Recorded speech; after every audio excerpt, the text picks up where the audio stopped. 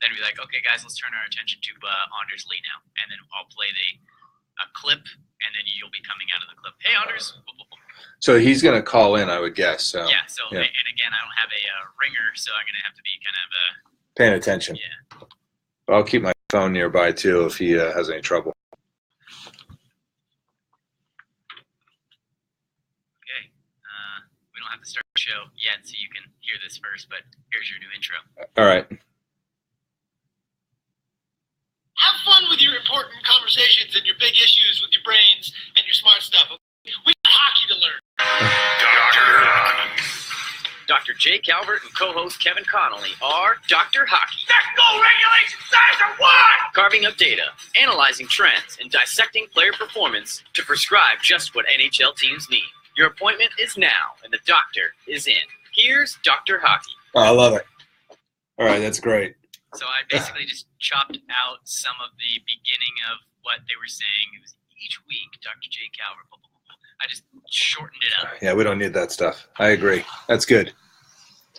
All right. Well, what do you want to do? Do you want to start do you want to just start the show right now? Let's go into it. We have exactly 15 minutes until the 50 mark, so I think we got it. Perfect. Let's go. I should be able to get through the standings by then, and then we're golden. In your opening remarks, in your first 90 seconds or so, a thank you to our title sponsor, Never Too Hungover. We'll tell you a little bit more about that in the show.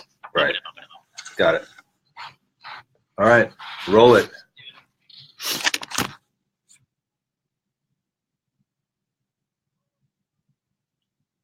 Have fun with your important conversations and your big issues with your brains and your smart stuff, okay? We got hockey to learn. Dr. Jay Calvert and co-host Kevin Connolly are Dr. Hockey. Let's go, regulation size of one! Carving up data, analyzing trends, and dissecting your performance to prescribe just what NHL teams need. Your appointment is now, and the doctor is in. Here's Dr. Hockey. I'm loving that new intro. That sounds great. Sean, great work. It's great to be back and talking about an amazing week in the NHL. So glad to have you with me, Sean Gosser, our producer and commentator, along with me. Hey there, Dr. Calvert. And as you noticed, we're here on a Thursday instead of a Friday. That's right. So this is going to be, we're moving to Thursday with the release date. So that's great. And that gives everybody a little bit of time to gear up for the weekend because a big part of this is what is going to happen over the weekend. Now, this last week was a crazy week in hockey, and the standings are insane. But even bigger than that, we are going to be interviewing Anders Lee of the New York Islanders. I've got text from Kevin Connolly totally bumming that he's still working downtown. He's shooting. You know, that's the problem for us is he and I are busy people, but this podcast must go on. It is very important. Hey, that's the movie biz, baby. It's the way it is, and Kevin, I know he's the Islanders maven, and maybe we'll get Anders Lee back on for the towards the trade deadline and the towards the playoffs, because it's just I talked to him yesterday, and I'm looking forward to this interview. He is a super cool guy, an amazing player, and we are very lucky to have him today. Absolutely, man. He's been tearing it up. The Islanders have been tearing it up. He's going to be fun to watch this whole second half. He's been tearing it up since last season. As a data guy, I knew that. I was like, this Anders Lee is the key to this line. What's the stat? I was trying to tell one of my inside 10 feet or something like that. What is this? That's right. So he scores from close in. I think it's less than 8 feet. Less than 8 feet. Yeah, so he is in tight, getting, really taking a pounding while he's doing his job. And he's a Notre Dame kid. He's from Edina, Minnesota. He's played for the U.S. There's so much to hear about this guy, and he's just a brilliant player, and we're really lucky to get a chance to talk with him. So we'll do that very shortly. He'll be calling in, and if he calls in, just let me know. We'll stop the show and go from there. So again, I do want to talk about this last week. It was an insane week. The standings are shuffling like crazy.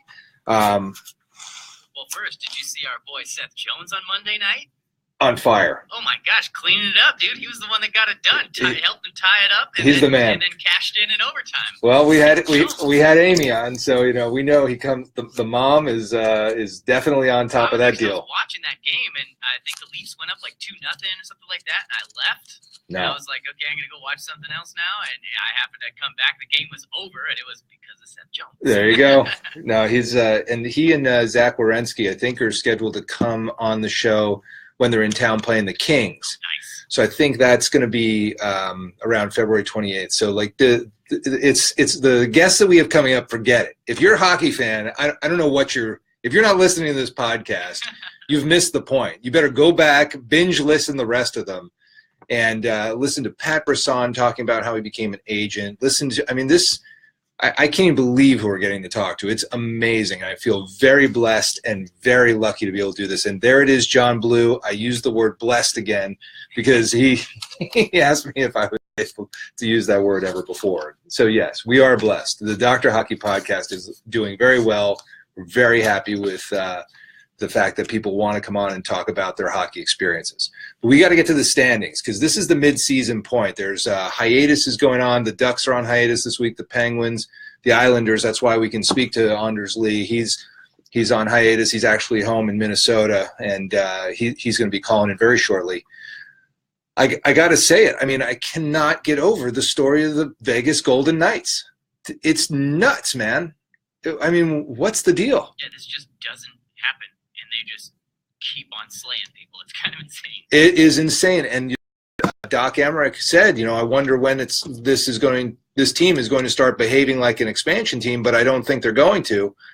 And they aren't going to. No, you get to this point now, and they had been keeping. It's not like, you could see a team that got hot in the beginning and that completely going away, but now they've been doing it for a whole half a season now. I mean, I get that teams can turn around and take turns for the worse or for the better, but I don't think it's going to completely wash away. No. They've been doing this for a whole half season now. And Gallant was elected to the All-Star team as the coach. So, I mean, this was a guy who got fired mid-season by the Florida Panthers last year, coaching the bejesus out of this Vegas Golden Knights to the top of the Pacific Division. Not an easy division, by the way.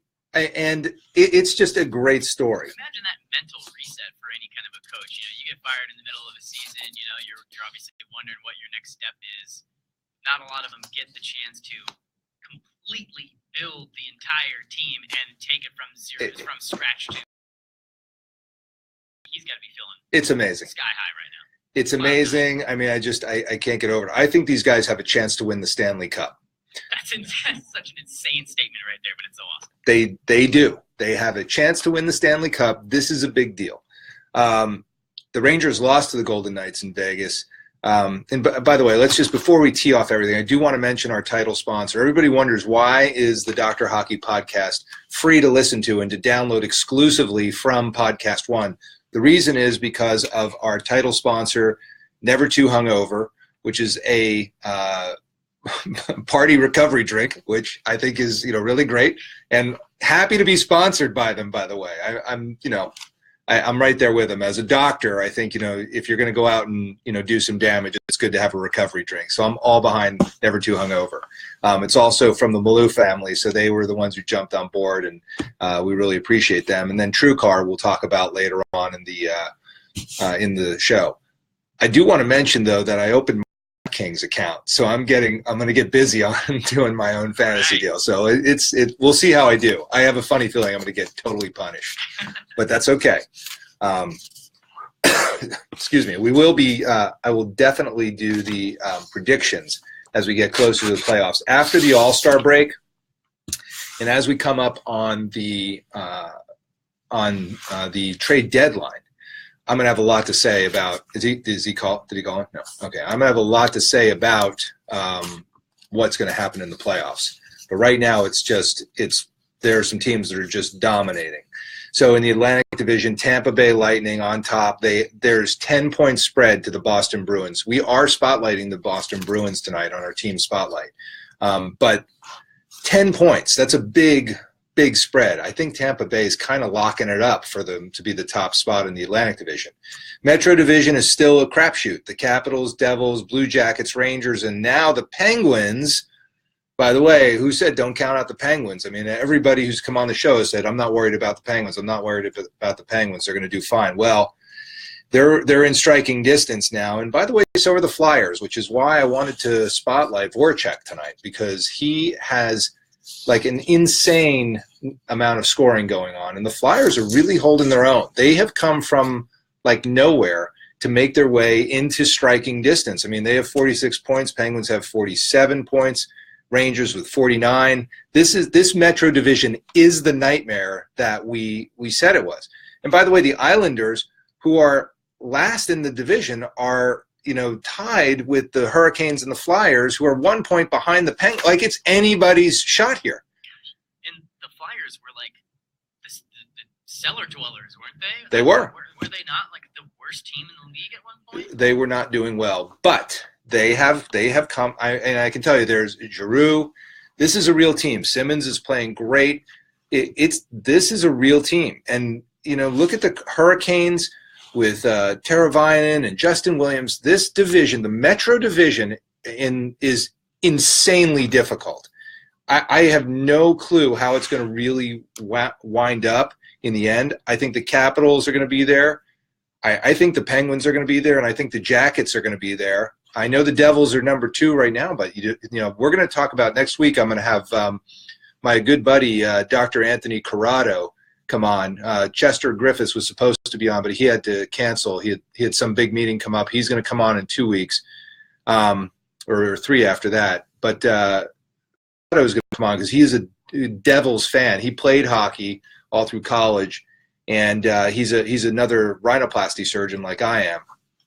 He and I love talking hockey, so we're going to get the Jersey perspective on the Devils. But this Metro division's insane, and for the Islanders to be tied with the Hurricanes and the Flyers for last in the division, but they're 1 point behind the Penguins. Like, anybody goes on a 3-game win streak, and the standings are completely shuffled. Nobody is out. Nobody's in. It is cutthroat galore. And everybody probably would like to say, oh, well, the Capitals are on fire, which they are. But it doesn't take much for them to lose 4 games or 3 games and be at the bottom of the standings, just like that. Someone's going to get their heart broken and not make it. It could be awful. Central Division, the Jets are doing great, but they are in no way dominating. Last week, the Predators were on top. They're in the 3rd slot now. The Stars are coming on. The Stars look great. They had an amazing game. I saw them beat up somebody, and I can't remember exactly who it was, but one of the games of the weekend, they were gelling. They look great. But I have to say it. I mean, this is not a joke. The Winnipeg Jets look like the real deal. They are professional. They are hot. And when they play, there's this precision to their game that is really unique. And it wasn't there last year. I saw it when they played the Ducks this year. I am blown away by the Jets. They have made huge changes. I am also equally blown away that the Chicago Blackhawks are where they are. I mean, what's up? This is a great team, and they just they can't get it going. They can't catch a break. Since the Duchesne trade, Avalanche look like they're reborn, and maybe they just needed to make some room for Nathan McKinnon to do his thing. Maybe Duchesne. I don't know. Sometimes. And I always tell the story about the 2008 Penguins. I'm sorry, Jason Berkeley, but I have to say it again. But that was when Marian Hossa said, if I don't get a trade, I'm never going to win a cup. And he watched, the team that he was traded from, the Pittsburgh Penguins, skate the cup around in the Joe Louis Arena at the time because he needed to be traded from the Penguins to the Red Wings because he said, oh, that's the only way I'll win a cup.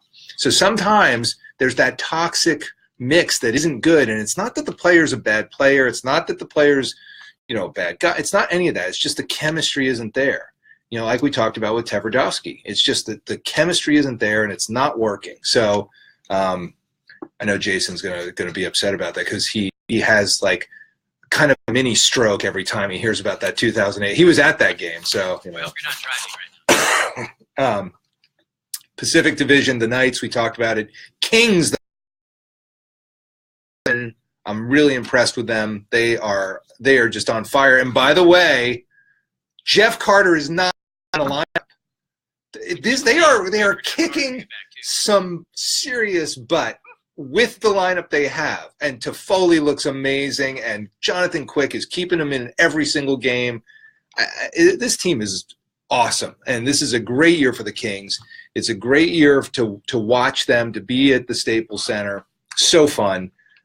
Sharks and the Ducks are neck and neck now, and the Flames are right there, 48, 47, 46 points. Where are the Oilers? What's wrong with this team? If this could be the most colossal disaster of the Edmonton Oilers ever, after putting out all those huge salaries, after putting out all this money and formulating this team, for them to be where they are with Connor McDavid on the team, I'm sort of speechless. I don't know what's wrong. Looking at the team, Letestu, they're stacked with talent. They can't make it happen. It's Chicago Blackhawks, but it's kind of the same thing. Like, what changed? What is so drastically different that you guys are just now terrible? And they're in every game. They're not terrible. This is the thing about the NHL. On any given night, any team can beat any team. We see that, the Coyotes have been coming on. They've been winning some games. They had a terrible start, but and look at the Sabres, same thing. They had a terrible start, but they hung in there on the Winter Classic with the Rangers. They look great. Phil Housley's got them going, but they just can't. There's like this. They just can't get it over the line to get those wins. It's really disappointing, and so I don't know what will happen with the Oilers. The Canucks, they've had a rough go, and the Coyotes having a rough go. So this Pacific Division is very tough. I also did see some news about our boy Jaromir Jagr. Yeah, Jagr is on the block for a trade, and nobody bit. So he's injured right now. He's on injured reserve, and they put him out for trade. Nobody wanted, so there may be an exit strategy going on for Jaromir Jagr right now. But, look, the guy's had a career of careers. He's the man. So, yeah. Hockey gives him his candy. Absolutely. I mean, what can we do? He's the man. I mean, Jagr is incredible. Oh, is he calling in? I think we have Anders Lee calling in. So we're going to take a break from we're going to take a little break from the standings, and we're going to go to the interview with Anders Lee.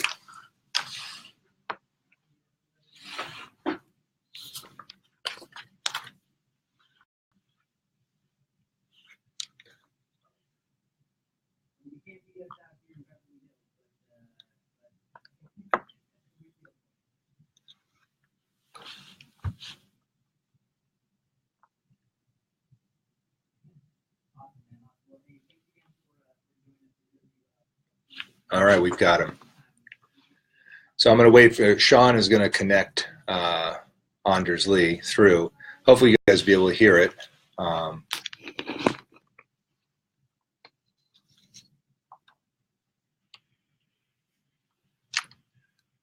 Anders, it's Jay Calvert. Are you there? Jay, what's going on? Yes. I'm doing great, man. Thanks for calling in. Really appreciate it. Yeah, no problem. No problem. So we're talking about the standings, and we're looking at your Metro division, man, and it is super duper tight in your division there. It's crazy. I mean, you look at it top to bottom. I mean, you the week, and all of a sudden you're on the outside looking in, and fortunately, it's the way it is right now. But it creates some good games throughout the season, that's for sure. Oh my God! I mean, it is super tight. We were just Sean and I were just kind of looking through and looking at the Capitals at 55 points, and then there's the Penguins, Flyers, the Hurricanes, and your Islanders are all Everybody has a 3-game swing of any kind. Oh, absolutely. And I think that there's so much parity in our league that there's not any given night where you can have an off night and really get away with a win or anything like that. So no chance. Ready to go. No chance at all. You got to be ready to go all 82 times, and that's the way it is. It's obviously created a competitive league and environment. Well, we love watching, that's for sure. I mean, the games are just always so fun. So I mean, there's something about hockey that separates, I think, itself from the other sports. And just it's 60 minutes of game time and back and forth, and there's so many elements to the game that creates a fun atmosphere to the fans. You bet. So what do you love most about the game? I mean, growing up, obviously I'm sure you love playing, but what aspect of it gripped you and didn't let go? The competitiveness of it. I think I'm a really competitive person and try to hide it sometimes when it's probably you can't get too competitive in small games and whatnot and board games and all that stuff. But I think for me, it's just the battles throughout the ice and the gamesmanship that goes on. I think it's such a fast game. I think that really draws to me, and I love that part of it and how stuff is so structured but so random and the bounce of the puck can change. And, it's just such a fun game for me to play. Well, I mean, and speaking of that competitive nature, we talked about the stat that you're the guy that scores the most goals from in close to the net. I think it's within 8 feet is where your goals are coming from. So, that competitive nature, I mean, how do you take the punishment of hanging around the goal mouth like that? I want to like play it up and say it's, so taxing. And there are definitely nights there is. You go against some of these guys and other teams and you're a marked man in front, but just something that I'm just so used to. And it's, when I first came into the NHL, it was one of those things that I needed to separate myself from, trying to be irreplaceable and going to the net and taking that beating or whatnot. It was part of that and trying to stick on the team and whatnot. And I think just that those battles in front too. When it works out and you either get a goal or a pass or make a play from it tight like that, it's extremely rewarding. Oh, it's awesome. And, so that makes it a lot of fun. And I'm playing with some extremely talented guys and Bailey and Tavares that are they can get the puck and find your stick and make things easier for the guys standing in front for sure. Well, I think that's huge. I mean, your line mates are amazing.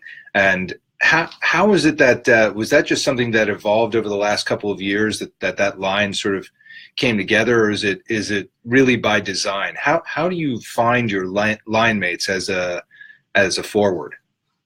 Yeah, we played together. So my rookie season 3 years ago, we had like a month and a half as a line. And for whatever reason, right off the bat, we clicked. Johnny can make plays and shoot and score. Not that other guys can't, but he's a superstar. And Josh, he sees the ice so well. He puts the puck on your stick, and he's a pass first guy. He's a setup guy. Total pass first and look to make the open play. And then you got me, who's more of like the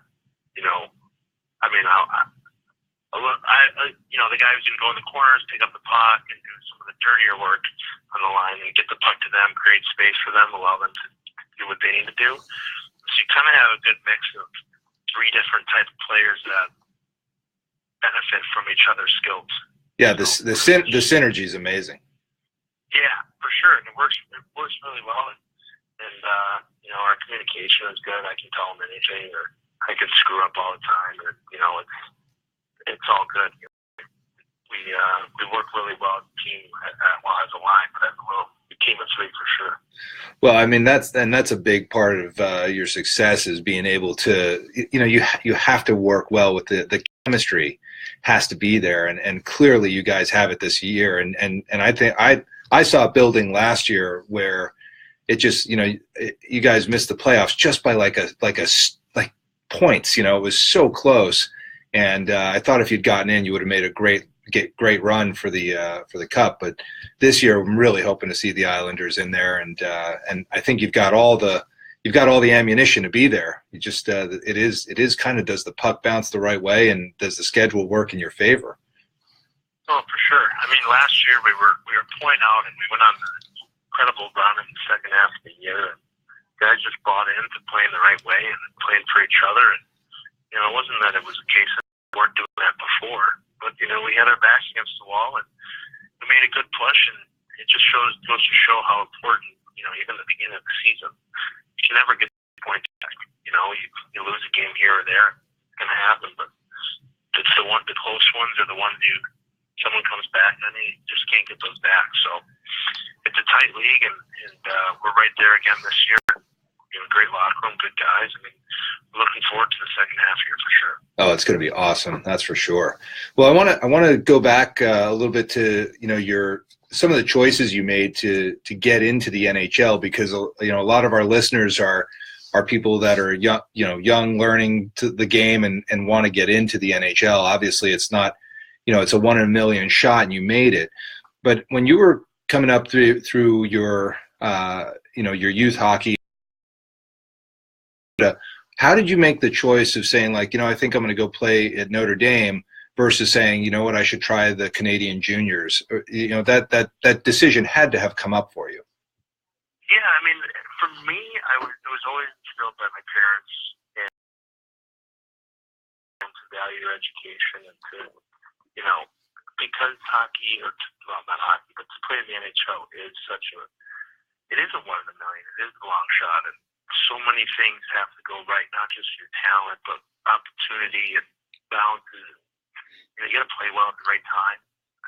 So growing up, I mean, your goal is to always, and your dreams are always to play in the NHL, but, chances are it might not work out. So why not have a great education or an education that you can fall back on when it's over? And my parents instilled that in me. And thankfully, I was a little bit of a late bloomer. So the CHL route, Canadian juniors, wasn't even too much of an option.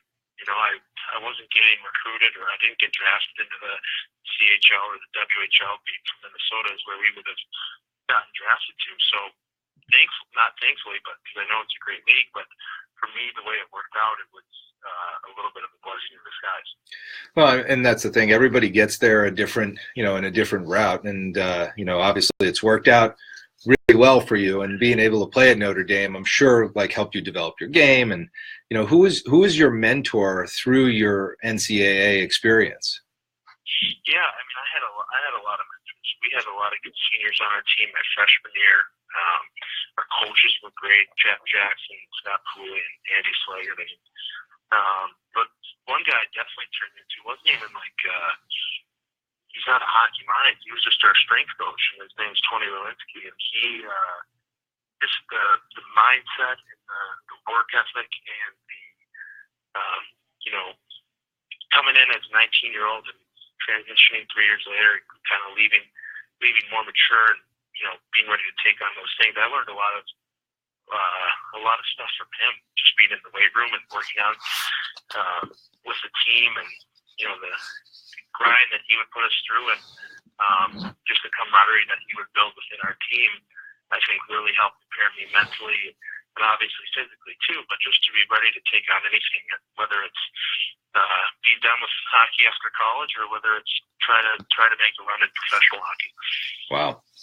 Well, I mean, that's the thing, is you have to have somebody who's showing you the ropes to do that. It's a feat of epic proportion to make it into the NHL. So, I mean, I'm sure that Notre Dame was a great place to play too. It seems like they always have a very competitive team, and they're producing a lot of players that have the kind of skills and technique that they can get into the NHL. Absolutely, I think from the get-go how well the coaches and the staff and everyone's just all on board to making everyone's dreams come true, and in the process you try to win a national championship. And it's for some guys it's a stepping stone. Some guys that have that potential to possibly play after hockey, and for some guys their goal isn't, their dreams were to just play college hockey. And all those guys that I went to school with were all extremely hardworking. Everyone cared for each other, and that camaraderie that you have in college hockey is just kind of goes unmatched a little bit, and it's what makes my memories from Notre Dame so special. Well, and you went into the entry draft before you finished your degree, isn't that correct? Yeah, so I was drafted out of high school, my second year eligible. So you have 3 years eligible. I think your first year is obviously when you turn 18, and I didn't get drafted that year. And then I got drafted, the following season after my senior year of high school. So then I knew before I was going to Notre Dame that the Islanders had my rights for 4 years. So it's kind of interesting how it works out. It's not unlike baseball where your rights are for a year, and in the NBA and then the NFL, you declare for the draft after college. So it's just, the way the hockey works is a little bit different. You got these 17, 18-year-old kids that are getting drafted, and some are put in position to sign a professional contract at a really young age.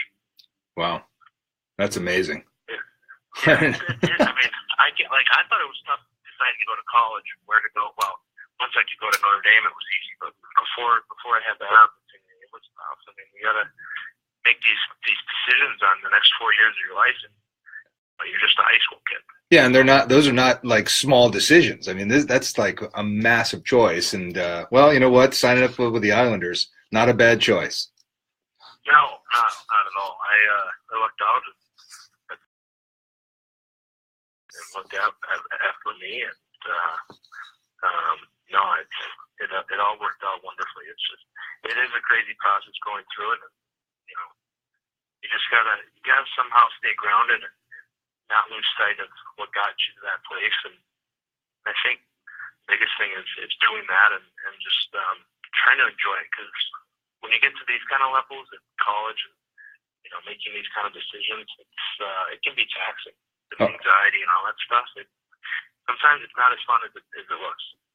Oh, I'm sure of that. I mean, there's a lot of pain, blood, sweat, and tears behind the process of getting onto the ice in the NHL that hasn't been really looked at carefully, and the public doesn't really think about it or know about it. But it's, as a guy that went through a 7-year training program in residency to get through surgery and to get into plastic surgery, and then to be able to do, those of us who have gone through something like that, that there's just a lot of parts of there's a lot that went into the soup that people don't talk about.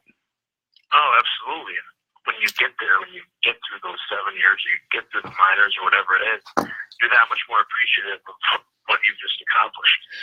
And a lot of times you don't take that for granted because what it took to get there, and it does make this whole situation that you're an NHL hockey player that much more special, and it reminds you to pinch yourself every few days. That's for sure. Oh, I bet. Who were your favorite players when you were growing up? You were a fan, obviously, of the NHL players. Who were your favorite players? Who did you love watching? So I was like old games and read stories and stuff like that. So Gordie Howe, I obviously never saw him play growing up, but Gordie Howe was an idol of mine. And obviously Gretzky, watching his highlights, Yager even. It's just these guys, just the way they control the puck, just own the game was something that as a kid, geez, that's something you want to try to do next practice or next game.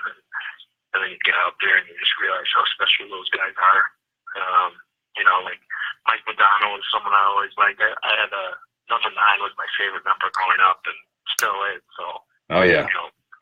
Whoever wore that jersey somehow always caught my eye. So whether they were fourth-line grinder or not, it didn't matter. I liked them. Yeah, I bet. Well, Modano is amazing, and he, it was so that the North Stars left Minnesota probably while you were kind of coming up through the ranks. Is that right? Yeah. Well, they were. I was too young to know. I was on the 90 birthday, so. Oh yeah, so you. Only a few seasons later, but I remember as a 9-year-old watching them win the cup, and everyone was like, "Oh, they're in Dallas." So you kind of have some people still cheering for them, and some people bitter and all that kind of stuff. But oh yeah. Yeah, I mean, I still have hockey cards with Madonna and shirt jersey and all that stuff. So yeah, he was definitely someone I watched play. Yeah, he was fun to watch, and I remember the North Stars lost to the Penguins while I was in medical school. So that's the age difference for us. But it's and in fact, we talked to Nick Schultz last week, who was he was part of the expansion team, the Minnesota Wild, for a lot of years, and he kind of told us about that. It was pretty cool to listen to him about what it was like, because I know Minneapolis needs a team. You can't not have an NHL team in that neighborhood. That's for sure. No, people they'd be stir crazy without a hockey team here. And it's the state of hockey. We live and breathe hockey. It's Edina, the town I grew up in, had 12 outdoor rinks. Wow. Every morning, city floods every morning, mid-December to mid-March or whenever it warms up, which is probably July. But they flood it every morning. And most of these rinks are at the elementary school. So some days teachers will let you bring your skates and you go skate at recess. Oh wow. So it's just everyone's all in, and it's pretty cool. And being from Minnesota, we take pride in that. It's part of our identity. It's an amazing state. I mean, I visited there at the Mayo Clinic, and I got to see St. Paul, and a bunch of my friends are actually practicing plastic surgeons in Edina. That's also where all the plastic surgeons are, is in your town. Yeah. So it's it's a good spot. It is the bubble, so the ammo bites are always on. That's for sure. Tell me a little bit more about what it's like playing with Tavares. We see him as one of the, and Kevin Connolly, who unfortunately is still shooting a scene downtown in Los Angeles. He said, that Tavares is probably his favorite player, as far as a captain goes, and just with all the grace and skill that this guy has, as a guy coming up into the league, and now you've been in for a while. What's it like playing with him as your line mate? Is it something where you learn from him every game? Or are you guys learning from each other, or is it just synergy? Tell us about that a bit. Well, I think what I just remember at first, when I first started playing with Johnny in my rookie year, and the first few games, whatever it was I gotta get him the puck. Whatever, I don't want Johnny mad at me. I just want him to be able to play his game, and so then you start forcing plays that aren't even there. And Johnny doesn't want that. He just wants you to play your game, and we'll work off each other and whatnot. And once I was able to just kind of relax a little bit, that's when we really started clicking. And this guy, Johnny's got probably the most focused and talented guy I've ever played with. That's no doubt about it. Mm. He does everything for team and for himself to be a better player. He's constantly doing whatever it takes to become a better player. It's you admire that, and you look up to that and try to emulate that and take that into your own daily life and learn from each other. And he does stuff in practice, and he has a highlight pretty much every game. Yeah, he's incredible. He really is, and it's awesome to see, and he's a great leader in the locker room too. So he's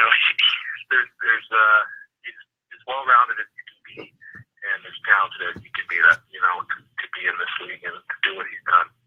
Well, Kevin and I both think that he's lucky to have you in there too, because you bring a different energy to that line. So it is definitely a synergistic setup where your whole line definitely is working together in a very awesome way, and we see big things for you. So we're going to wish you the best of luck, obviously. But Kevin is a huge Islander fan, and my brother and I were sort of watching the Islanders win 4 cups in a row when we were growing up. We were little then, and it's a great franchise for you get to be there, and we really hope that you make the playoffs this year, and we get to see you do your thing on the way to the cup. That would be truly awesome. Oh yeah, for sure. Thank you, Jerry. It's been a crazy, wonderful ride, and I think Kevin would agree. And it's too bad I missed him. He's doing big things, but I don't know if there's a better spot to win a cup right now for an organization and a fan base to win it for than here in the island. They've been through a lot, these fans and this organization, and they're still extremely passionate and supportive of everyone as they ever were. So it's a great place to be and a great place to potentially to do big things. When is the new stadium going to be ready for the team? Because that was a huge win for the Islanders this year. Oh yeah, Belmont's going to be so special. I mean, the way that Ledecky and Malkin and Shea have come in and taken over the team and just really put all their efforts and energies into making this organization as world class as possible. And Belmont was one of the first steps in getting the arena for, solely for us, the one that's built for the team and hockey and the atmosphere that's going to emulate, the kind of the barn that used to be the Coliseum. So it's going to be awesome. And I think they're planning on breaking ground here in the spring. Fantastic. I think it's awesome. I think we're 2 or 3 seasons away, though. I think they're not going to rush this build at all. They obviously want to get it done quickly, but I think still away from Belmont. Well, Barclay's not the worst place to play, that's for sure. And it's not the Coliseum, because I liked going to the Coliseum, to tell you the truth. But I haven't been there. I have to come out and check out a game. But that it's coming, then it's a big deal for the franchise. Oh, absolutely. I think everyone's excited. I think anytime there's rumors about it or whatever it is, everyone wants to know and hear about them and talk about them. See the renderings of what's going on, and I think all of us are looking forward to that time. Moving there. Well, a little bit about your personal life. So, are you getting married soon? Yes, Grace and I are getting married in July. Oh, congratulations! Thank you. Yeah, it's exciting. We're extremely excited and pumped about it. And Grace is doing a wonderful job planning the wedding. And as much as my little opinions matter, her ideas are much more better for this kind of thing. So she's doing a great job with that. And we both are extremely excited for July. Oh, that's great. Are you going to get married in Minnesota, or where's the wedding going to be? No, it's going to be in Chicago. Grace she's from Chicago, and get married there. And it's going to be a lot of fun. We have a lot of friends and family that will be there, obviously, and it's going to be a great week. Spending some time there. Chicago's an awesome city. Oh yeah, it's amazing. We actually took our kids there last summer. Went to a Cubs game. Went to the Navy Pier. That city is really fun, and it's just in the summer it's the best. I'm sure it would have been a little different opinion in January for my kids. Yeah, I'm sure. But, it's hard to beat Chicago in the summer. You can go to a game in Wrigleyville and walk around. And, it's cool. That's awesome. It's a good time. Well, I don't want to keep you all night, Anders. I really appreciate you calling in, and you've just given us great insight into your game and the Islanders and the future. I mean, what do you see for you in terms of your future with the Islanders? Are you gonna stay there for as long as you possibly can? Is there anything that would cause you to say, hey, I need to go somewhere else, or are you just going to sock in and be an Islander for as long as possible? I think that's the plan. I think that's anyone's goal too. Especially right now, like I said earlier, I don't think there's a better spot to win a Stanley Cup in the NHL. And obviously, I'm biased toward our organization and our fans and whatnot. But to win one in Long Island, to be in New York for that would be pretty special. And right now, I love this. I love where I'm at and the guys in the room and the organization and everything. So I'm not looking any further than that at all. But I think it's everyone's goal. I think it'd be pretty cool to just be on one team for life. I know it's never that easy and things happen, but I think that'd be pretty cool to say. Well, I'm sure they want to keep you around. I mean, the damage you're doing to these other teams is absolutely awesome. I love watching it. I think you really play a very, very cool game, and it's fun to watch your line mates and you just pound the net. It's very cool, and congratulations on an amazing start of your career. And I'm sure you've got a long time left in you to keep scoring lots and lots of goals. I appreciate that. Thank you. It's very blessed, very lucky, and just enjoying this ride. And I appreciate your support. It means a lot. You bet, man. Well, listen, we'd love to, when I get Kevin in here, maybe we'll give you a buzz back towards playoffs if you got some time. We'd love to hear your opinions as we get into that time. And if you can, I know you're busy and we got a hike this week, but again, thanks again for calling in, Anders. Really appreciate it. Hey, absolutely, anytime. Let's we'll make sure we're in the playoff hunt, so then it'll be a good conversation. There you go. There you go. All right, man. Well, listen, I'll talk to you soon. Thanks again. Awesome. Thank you so much. Take care. All right. See ya. Yeah. Anders, thank you so much, man. Yeah, no problem, Sean. Thanks for having me. I didn't know we were on right away, so my apologies for my lackluster enthusiasm. No, dude, no, not at all. Not at all how he was taken, man. We were just psyched to have you, and we really appreciate you spending so much time with us, man. This is awesome. Oh, anytime. Honestly, just let me know, and I'll make sure to obviously follow up. Well, we will definitely take you up on a round 2 of Anders Lee and the Doctor.